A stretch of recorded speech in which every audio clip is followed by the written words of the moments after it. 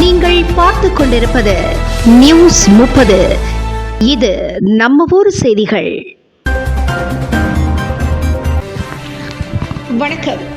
ஊத்துமலை அருகே நவநீத கிருஷ்ணபுரம் என்ற கம்மாவூர் 3ஆம் ஆண்டு இருக்கன்குடி திருக்கோவிலுக்கு அம்மன் பக்தர்கள் பாத யாத்திரை.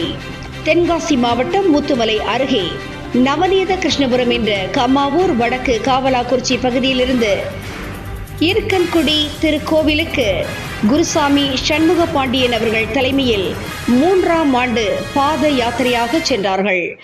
அம்மன் பக்தர்கள் மாலை அணிவித்து 11 நாட்கள் கடும் விரதமிருந்து அங்குள்ள விநாயகர், முருகர், வள்ளி, தெய்வானை, மாயகிருஷ்ணன், தொடுவச்சி அம்மன், உச்சி மாகாளி அம்மன், சிவலிங்கம், விசாலாட்சி அம்மன் உட்பட பல்வேறு கோவில்களில் பூஜை செய்து அங்கிருந்து தட்டாப்பாறை, தேவர்குளம், கழுகுமலை முருகனை தரிசனம் செய்து அங்கிருந்து கோவில்பட்டி வழியாக விருதுநகர், சாத்தூர், இருக்கன்குடி மாரியம்மனை வழிபட கோவிலுக்கு சென்றார்கள்.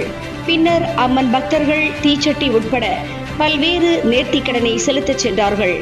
இதில் 50க்கும் மேற்பட்ட அம்மன் பக்தர்கள் பாத யாத்திரையாக சென்றார்கள்.